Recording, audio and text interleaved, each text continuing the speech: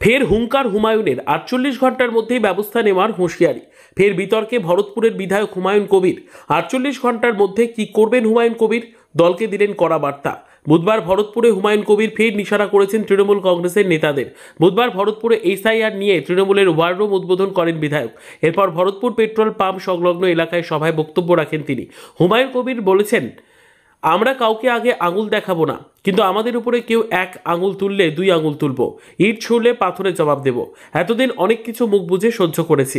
এরপর অভিযোগের সুরেই বলেছেন, আমি যে দলের বিধায়ক 2023 সালে পঞ্চায়েত নির্বাচনে টাকার বিনিময়ে সালার ভরতপুরের ওসিকে ব্যবহার করে গণনা কেন্দ্রে কিভাবে অরাজকতা সৃষ্টি করে, তারা কিভাবে নির্বাচিত হয়েছিল। দুঃখের বিষয়, আজ পর্যন্ত সেই সব মেম্বার প্রধানরা আমাদের সাথে কোনো যোগাযোগ নেই। তারা শুধু জমি লুট করতেই ব্যস্ত। তবে হুঁশিয়ারিও দিয়েছেন হুমায়ুন। হুমায়ুন বলেছেন, তাদেরকে সাবধান করে দিচ্ছে, তাদের জন্য আমরা ইঞ্চিতে ইঞ্চিতে বুঝে নেব। তোমাকে এখানে লুট করে খেতে দেব না। কান্দির বিধায়ক দলের বহরমপুর মুর্শিদাবাদ সাংগঠনিক জেলার সভাপতি অপূর্ব সরকারকে নাম না করেই বলেছেন, নেতাগিরি করব আর ভোটের বেলায় তৃণমূলের জোড়া ফুলে 3 নম্বরে থাকবো। কান্দিতে 3 নম্বর, বহরমপুর পৌরসভায় 3 নম্বর। তারা আমাদের নেতা হবে, দিয়ে আমাদের চুল চেপে অর্ডার দেবে, তা আমরা মানব না। কিন্তু দল যদি ব্যবস্থা নেয়, তারও উত্তর দিয়েছেন হুমায়ুন কবির। বেঁধে দিয়েছেন 48 ঘন্টার সময়সীমা। হুমায়ুন বলেছেন, প্রকাশ্যে বলছি, তাতে যদি দল মনে করে আমাদের মতো অযোগ্য ব্যক্তির দরকার নেই, দল যেদিন বলে দেবে তার 48 ঘন্টার মধ্যে আগামী দিনে মুর্শিদাবাদ জেলায় জেহাদ রাজনীতির কি রং পাল্টাবে দেখে নেবেন।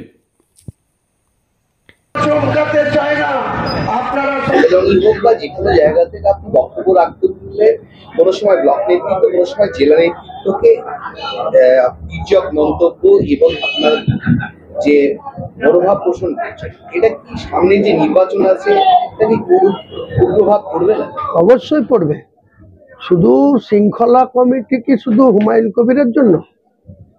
যেদিন হুমায়ুন কবিরকে 29শে নভেম্বর রাজ্যের ডিসিপ্লিনারি কমিটি, যার কনভেনার সিনিয়র মোস্ট এমএলএ বা রাজ্যের মন্ত্রী, পরিষদীয় মন্ত্রী এবং কৃষি মন্ত্রী সুবনদেব বাবু আমাকে শোকজের চিঠি দিয়েছিল, আমি সেই দিনই চিঠি রিসিভ করে আমি মমতা বন্দ্যোপাধ্যায়ের সঙ্গে দেখা করেছিলাম। মমতা বন্দ্যোপাধ্যায় আমাকে চিঠিতে ছিল 3 দিনের মধ্যে শোকজের উত্তর দিতে। আমি 24 ঘন্টার মধ্যে শোকজের উত্তর দিয়েছি, আজ পর্যন্ত তার রিপ্লাই পাইনি। সেটা ঠিক হলো না বেঠিক হলো, সেটা ওনার সন্তুষ্ট না ওনারা এখনো সন্তুষ্ট হননি, পাননি।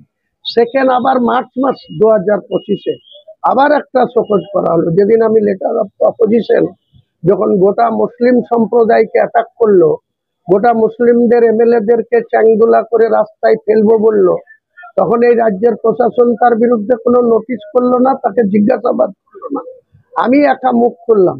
তখন রাজ্যের শৃঙ্খলা কমিটি আমার বিরুদ্ধে আবার সেকেন্ড শৃঙ্খলার নোটিশ দিল। তার আমি 1 পাতার নোটিশে 3 পাতার উত্তর দিচ্ছি, আজও পর্যন্ত তার রিপ্লাই পাইনি।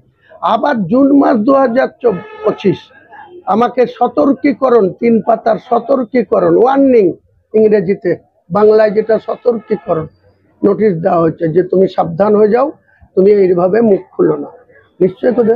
কিন্তু যখন নজরুল ইসলাম টার্জেন ভরতপুরের মাটিতে থানার সামনে কিছু মহিলাকে পয়সা দিয়ে জোগাড় করে কিছু তুলাবাজ প্রধানদের সহযোগিতা নিয়ে তৃণমূলের বিধায়কের ছবিতে কুশপুত্তলিকা পড়ায়, যখন তার ছবিতে ঝাঁটা মারে, তখন যার ছবিতে জুতো মারে, সেটা কি শৃঙ্খলা ভঙ্গ মধ্যে পড়ে না? তখন এরা কি করে? তারপরে এই যে ভোটের